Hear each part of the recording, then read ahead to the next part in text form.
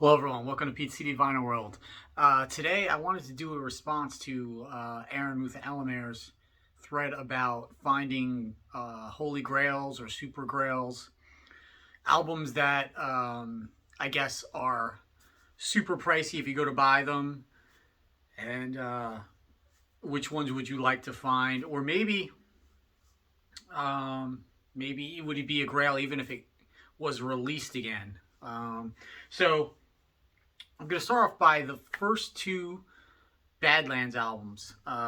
If you're not familiar with them, it was a band that Jakey Lee from Ozzy Osbourne had formed in the late 80s. They released a couple albums on Atlantic, and I think the third one, called Dusk, was released by an independent label. But the first two on Atlantic were released on vinyl, very limited, especially the second one. That's almost impossible to find, but I would like to find those. And when I talk about Grails, and I mean, let's face it, most of them you can easily find on eBay or Discogs. You just have to pay for them.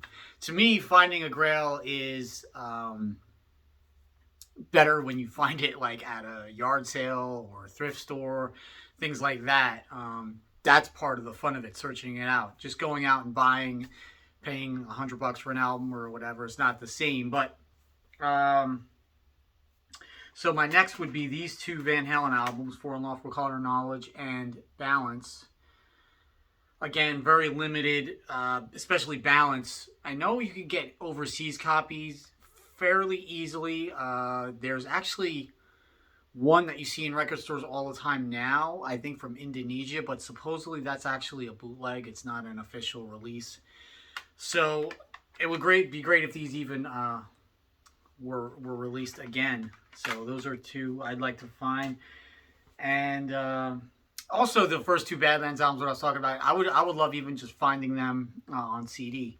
But like I said, I would like to just find them.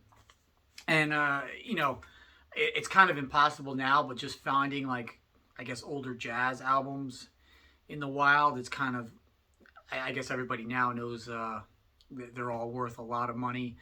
But yeah, I would just like to find stuff like that at a yard sale or a thrift store. But another one I'd like to find is, there's a Kiss Alive 2 misprint out there.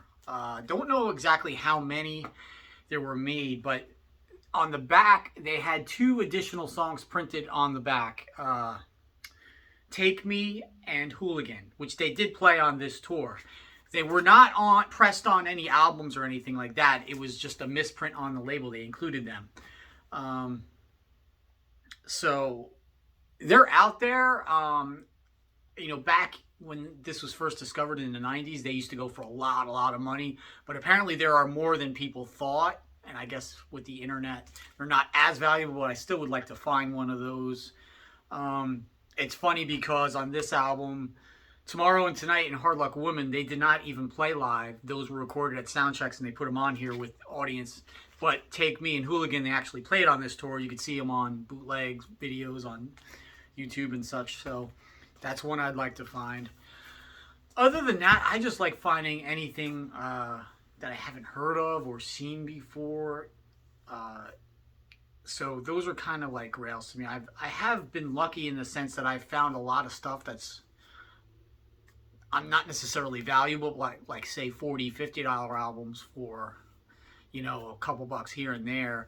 I personally actually have never paid more than like $25 for an album. And those are like newer albums that come out now that are like $22.99, $24.99. For an older album, I have never paid more than like $10 for, probably, I'm guessing. So I definitely am the type that tries to find stuff at a reasonable price. So those are my responses. If you're not a subscriber to Aaron's channel, check his out. And if you like these videos, please subscribe. I'll talk to you later.